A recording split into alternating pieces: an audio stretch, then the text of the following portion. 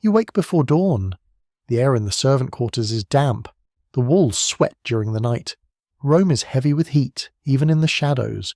You rise like everyone else does, quietly, eyes down. No one speaks unless they must, because this is the palace of Nero, and silence is safer than curiosity. There are rules here. You follow them without question. Keep your hands folded. Never ask where the other boys went. If one vanishes during the night, you pray he ran. You pretend he's free, but you don't really believe that. The marble corridors stretch like veins through the palace. Red curtains line the windows, too thick for light to pass through. Every sound, footsteps, whispers, breath, bounces and lingers. Something has shifted, not just in the palace, but in the city. The streets no longer hum with the old noise of laughter and markets and prayers. They hold their breath now. Even the fountains seem quieter. The statues stare harder. Everyone watches. Everyone waits.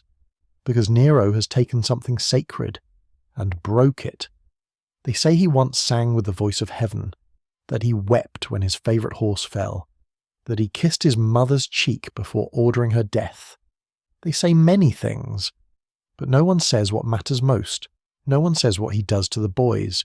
You saw one, barely, just before he disappeared. His name was Tullius. He couldn't have been older than 12. He cleaned the silver in the outer dining room, always smiled when you passed. One evening, he was summoned. That was weeks ago. No one has spoken his name since. You know better than to ask. Instead, you listen. To footsteps that don't match any known schedule. To the new eunuchs who arrive but never speak. The rumours passed between wet nurses and scribes. Too quiet to hold weight, but too sharp to forget. They say Nero isn't mourning anymore. They say he's building something. Not a temple, not a monument, a replacement. For the woman he lost. They say he's found someone. Someone young, someone male, someone with a face. And the city, Rome, proud and ancient, says nothing. Because this isn't a place for rebellion. This is a place where madness wears robes of gold, where screams echo in marble halls and no one hears them, where a boy's name can be erased with a signature. You think about Tullius. You think about what kind of silence he was pulled into, what he saw, what they did to him to make sure he wouldn't speak again. You stare at the statue of Nero in the outer courtyard. His eyes are carved too wide, as if they're always watching. His smile was too shallow to be kind. You bow like you were taught, like all the others, but you don't pray, because gods aren't welcome here anymore. Only Nero and the boys he breaks. Her name was Poppaea. She died the way most people in Nero's orbit did, suddenly and under strange circumstances.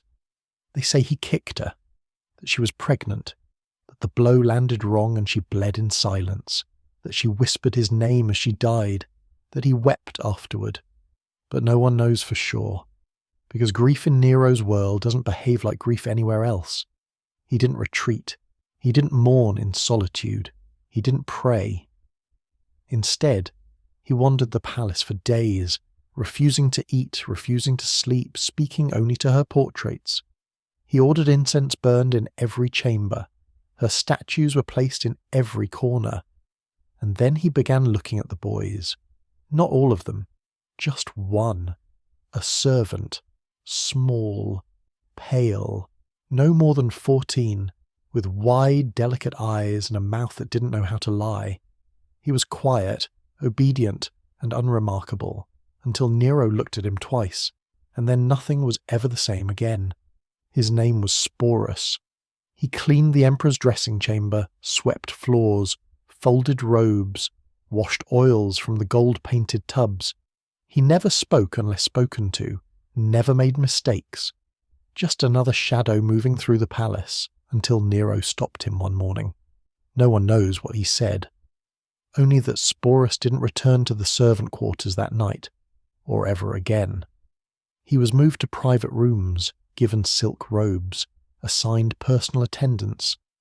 His meals began arriving on golden trays. His hair was brushed by imperial stylists, and each day he was taught new things: how to walk differently, how to lower his voice, not in pitch, but in tone, how to sit still for hours, how to apply ointment to his skin, how to speak with softness, how to disappear, all without being told why. He wasn't being trained for service. He was being remade. Every day Nero visited, sometimes to watch, sometimes to speak, sometimes to stare. Never with cruelty. Not at first.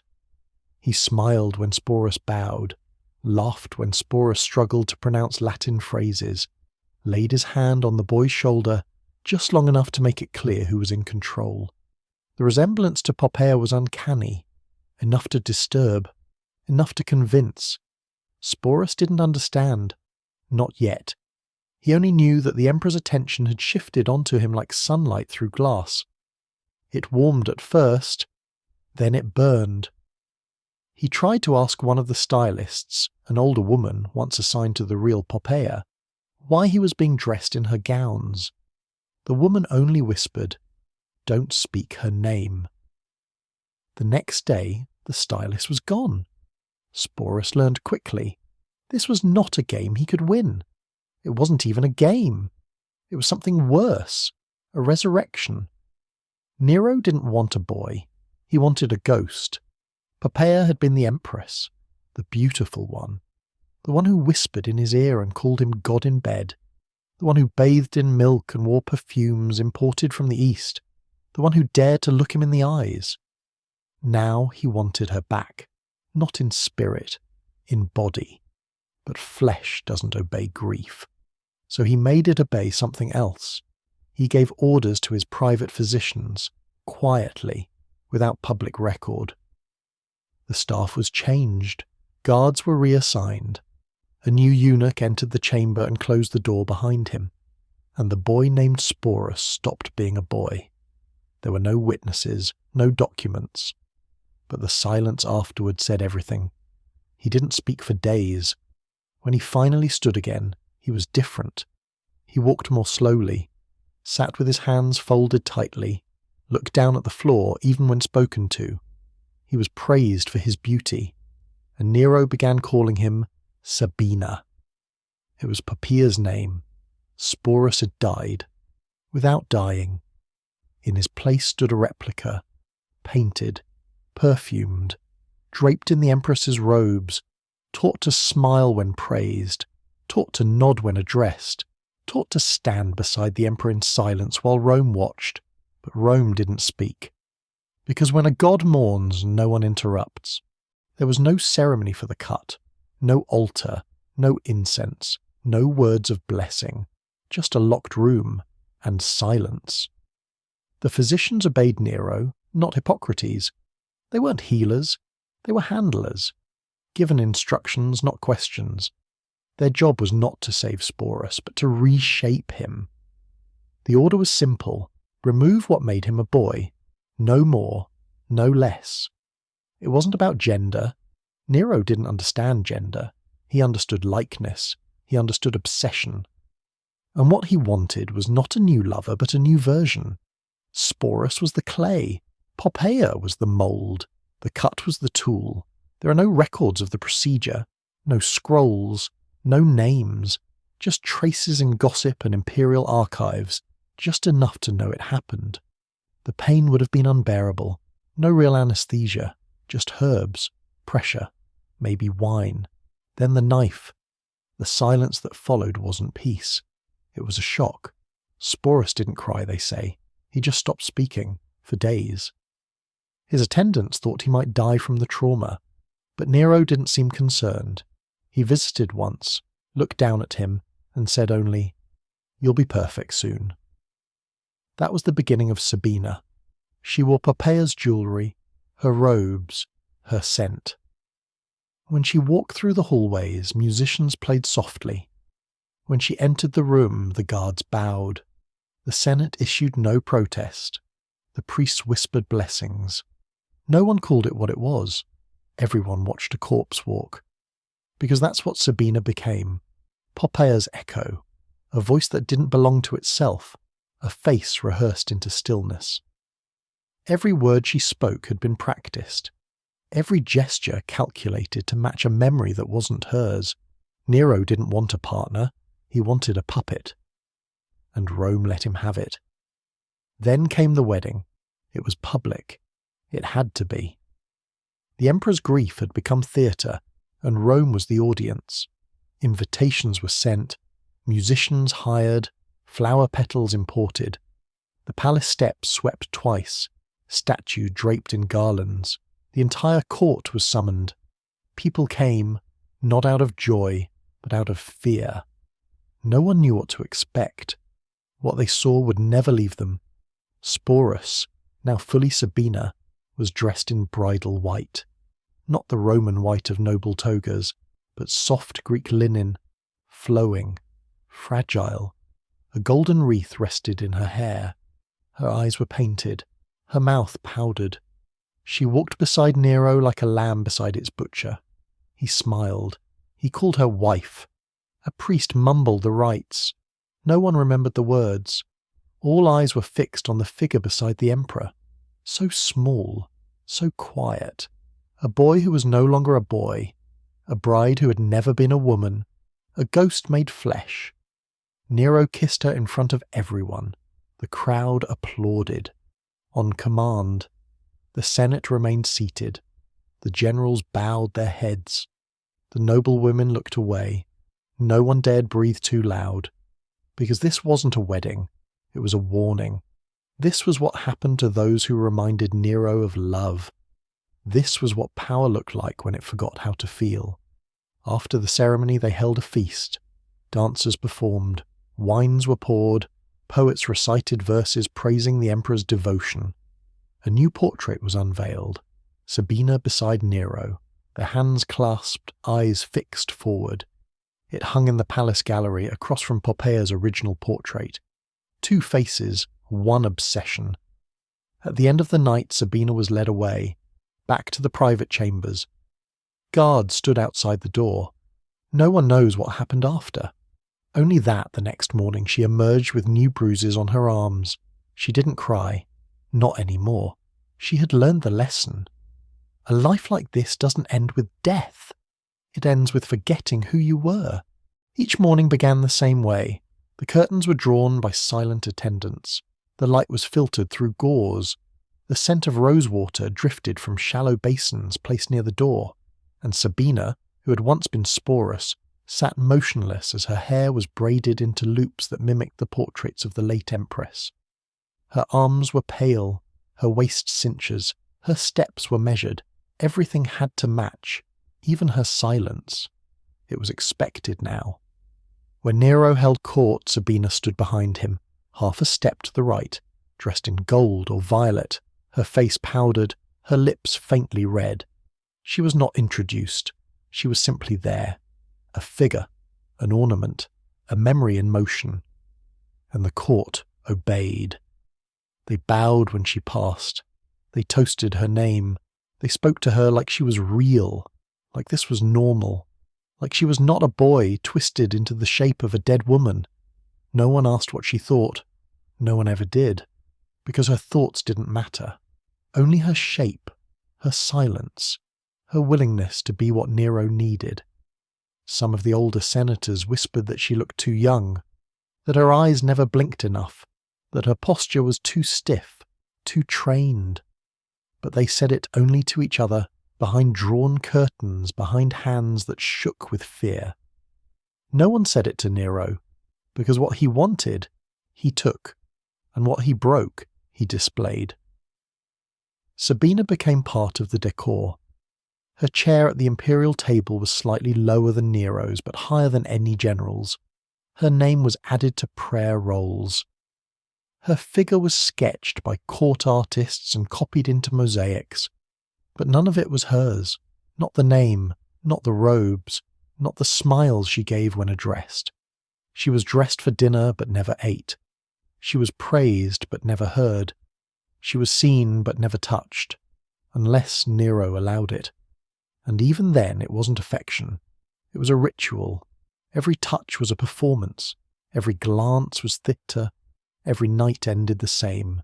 Silence, ritual cleansing, and sleep that never came. The palace became a stage, and Sabina its most tragic actor. Servants whispered of the things she endured, of nights when she paced the halls alone, whispering prayers in a voice too soft to be heard, of mornings when bruises were hidden beneath silk, on days when she stared out the windows she could never open. No one intervened, because it was the emperor's will and the emperor's grief, and in Rome, grief excused everything. Sabina never aged in Nero's eyes. She remained trapped in that single golden moment. Poppaea reborn, preserved, controlled. Whenever she wept, he called it divine sorrow. When she trembled, he called it beauty. He never used the name Sporus again. It was struck from the records, gone, like a word that had never been spoken, and so the boy disappeared, not in death, but in repetition. Day after day, year after year, Sabina smiled and bowed, and walked beside the man who had killed who she once was. Guests from foreign courts watched with confusion. Some recoiled, others laughed behind closed doors. One ambassador refused to attend a feast after seeing Sabina. He left Rome early, no reason given. But most said nothing, because that's what Rome had learned to do. Look away, pretend, survive. Only the slaves spoke the truth, quietly, in corners where no one could hear. They called her the Girl of Shadows, said she was cursed, said her spirit had fled long ago, leaving only a shell dressed in purple. But even they didn't pity her, because pity requires hope. And Sabina was beyond that. She wasn't living, she wasn't dying, she performed, like a play with no ending, like a role that could never be retired. Because to retire the role would mean letting go, and Nero had never let go of anything. There are no riots, no protests, no speeches in the Senate, no petitions from the temple priests. No one tries to stop it. Instead, they smile, they nod, they perform. The senators, draped in white with their gold rings and oiled hair, sit straight when Sabina enters the room. They rise when Nero gestures. They offer blessings when she speaks, though she says almost nothing. Her voice is trained low, gentle, unsure. They pretend it is normal, because pretending is safer. The priests are worse. They baptize the performance in ritual, offer prayers over Nero and his bride. One priest recites verses from the Sibylline books, calling it a union of divine harmony. He forgets to mention that the bride was once a boy, that the ritual is soaked in grief, not grace. But that's the beauty of the ceremony, it disguises rot. So the priest smiles, the senators clap, the crowd obeys. They watch as Nero kisses Sabina in full daylight, before the temple of Vesta on a feast day. 1,000 eyes fixed on them, 1,000 mouths shut. No one gasps, no one turns away. They have learned. Children call her the boy bride in whispers. Street performers make jokes in back alleys, but never near the forum. The jokes stop when the informants get involved. One man is found floating in the Tiber, face cut, lips missing. After that, the city grows even quieter. Artists begin painting new portraits, not just of Nero, but of Sabina, poised, adorned, head tilted like Poppaea once posed. The likeness is eerie, so precise it makes courtiers shift in their chairs, but no one questions it. The portrait is hung in the Hall of Imperial Virtues. People bow as they pass it. Even the coin minters get involved. For a brief period, a series of commemorative medallions is struck. Nero on one side, Sabina on the other hand. The features are deliberately feminine. The inscription reads, "Spouse of the Divine." They don't circulate widely. Most melted down quietly months later, but not before everyone sees them, because that's the point. This wasn't just madness, it was power. The kind of power that forces you to witness and stay silent. The kind that doesn't hide its crimes, but turns them into rituals. Nero didn't just mourn in private. He made Rome mourn with him. He turned the whole city into a stage for his grief, and no one walked off. Even the philosophers said nothing. Seneca had already distanced himself. His letters became vaguer, colder. He wrote about fate, not freedom, about obedience, not resistance. When he finally did speak out, it was too late. He was forced to take his own life. Others followed. Quiet exits, suicides, disappearances, those who stayed adjusted, they held their tongues. Because in Rome, survival was obedience in silence. You did not rise by speaking the truth. You rose by knowing when not to speak at all. And Sabina? She became the axis of this theatre. Her presence made the silence complete, because everyone knew what she was. Everyone saw the seams in the performance, the bruises that makeup couldn't fully cover, the dead stare that returned no warmth, the voice that never said no, but no one dared say it aloud. Instead, they played their parts. The dressmakers stitched new gowns, the stylist trained her hair into tighter coils, the tutors rehearsed her responses for public banquets. Nero watched it all and called it healing. He said Rome had never been more glorious, and the people nodded.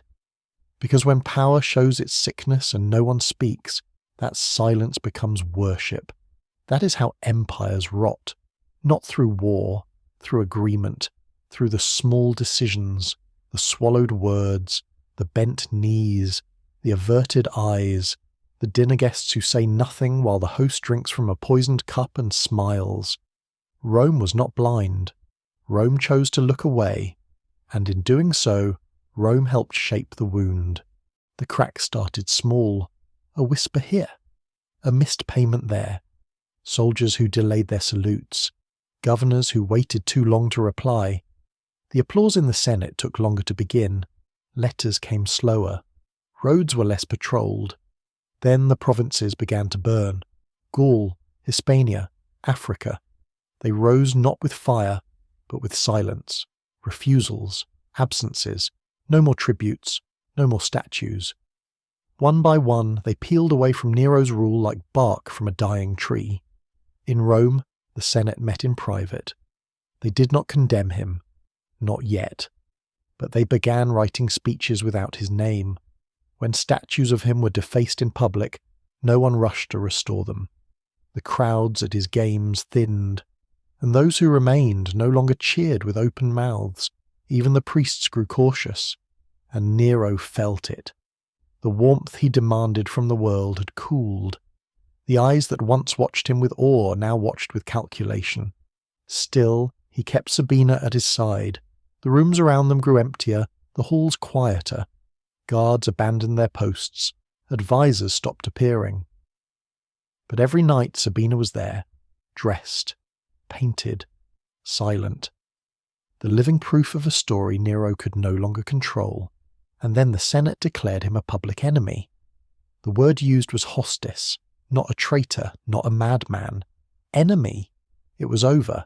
Nero fled in disguise. Just a handful of loyal slaves, a tutor, one bodyguard, and Sabina. They rode through the countryside on half-fed horses, passing empty way stations and shuttered homes. Nero wept as he rode. Sometimes he sang, sometimes he shouted at trees, sometimes he stopped and held Sabina's face in his hands and whispered, "Tell me I am still loved." She said nothing, because what could she say? They hid in a villa outside the city, abandoned, dusty, cold. The marble cracked, the vines overgrown. It smelled of mould and old blood. Nero paced the floor for hours, then he fell silent. One night, he called Sabina to him. He held a dagger in his lap. He asked her to die first, not because he wanted her dead, but because he didn't want to go alone. He said it softly, kindly, as if asking for a favour, as if asking her to hold his hand across a fire. Sabina shook her head. Not defiance, not protest, just a final refusal. And for the first time in their story, she said the word no. It shattered him. He stared at her for a long time, then turned the dagger inward. But he couldn't do it. He begged his slave to strike for him. The blade entered poorly. There was choking, blood, gasps, and then stillness. The Emperor of Rome died like a cornered animal, hunted, forgotten, afraid. And Sabina? She lived. Because someone always has to live. He didn't run. When Nero's body was taken away, wrapped in cloth, hidden from the crowd, Sporus stayed behind. There were no orders, no chains, no guards to drag him back. He could have fled. He could have disappeared into the countryside. But he didn't. Because where do you go when you're not sure who you are? He was no longer Sabina, but he wasn't Sporus either. The court called him a relic. The soldiers called him wife. The new emperor Galba had no use for ghosts, but he kept Sporus in the palace, like an old heirloom, something dangerous to throw away but too strange to put on display. He was moved to smaller quarters. His attendants were reassigned. The dresses were taken, but the damage remained. The whisper followed him. Nero's bride. A man, now emperor, named Otho eventually took him in. They had history. He had once been married to Poppaea before Nero took her away. Now he took Sporus, like revenge in the shape of a broken doll. Otho dressed him again, fed him, displayed him at banquets, not out of affection, out of bitterness. Another emperor came next, Vitellius. He used Sporus as a joke. He praised him during festivals, made him speak in Poppaea's voice, forced him to act out Nero's court for entertainment. At one feast, Vitellius planned to have Sporus publicly violated on stage as a mock marriage. The joke never happened. He died before it could.